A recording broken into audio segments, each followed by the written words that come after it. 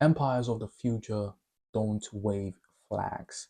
They embed themselves so deeply they become invisible. BlackRock is the blueprint. Now, most people misunderstand empire. They think empire is flags, armies, and speeches on a balcony railing. But the empires of the 21st century don't look like that. They don't even need to. If you want to study a masterclass in quiet power, you have to study BlackRock, a $12.5 trillion asset manager. That is as of this very time of this recording, that has embedded itself so deeply into the global economy. It doesn't need fanfare, it doesn't need noise. BlackRock doesn't just manage capital, it manages the flow of capital itself. Now, empire building today isn't about visibility, it is about inevitability. BlackRock positioned itself not as a competitor to other asset managers, but as infrastructure. And infrastructure doesn't fight for attention. Infrastructure wins by becoming unavoidable.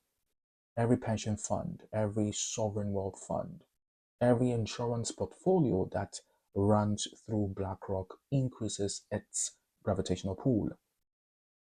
The empire grows not because it is loud, but because it is woven into the very plumbing of finance. Now, this is the first lesson.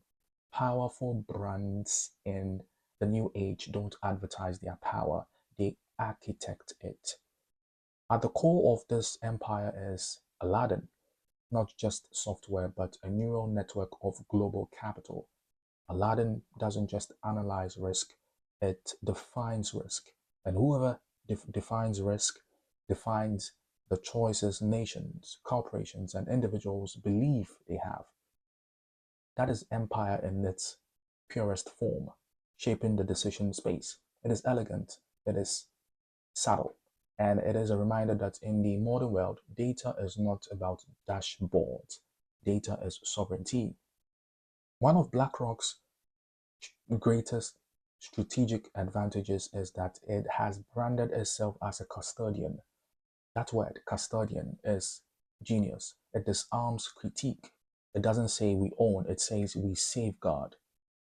This is what empire builders often miss. Raw power is threatening, stewardship is irresistible. BlackRock positioned itself not as a conqueror of capital, but as a caretaker of it. And that framing has allowed it to expand without the pushback that typically comes with dominance. Now, here is the lesson. If Patagonia shows us how principle builds legacy, and if Stripe shows us how infrastructure builds inevitability, then BlackRock shows us how trust builds empire. Not trust as in, do you trust us? No, trust as in, we are the system you rely on without thinking about it. Empire builders of the future won't always be the loudest visionaries. They will be the ones who make themselves indispensable, inevitable, and invisible all at once. Again, BlackRock doesn't need to tell you that it is powerful. It already is.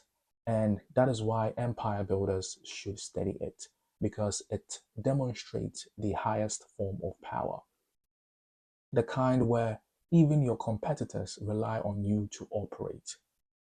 That is not noise, that is mastery.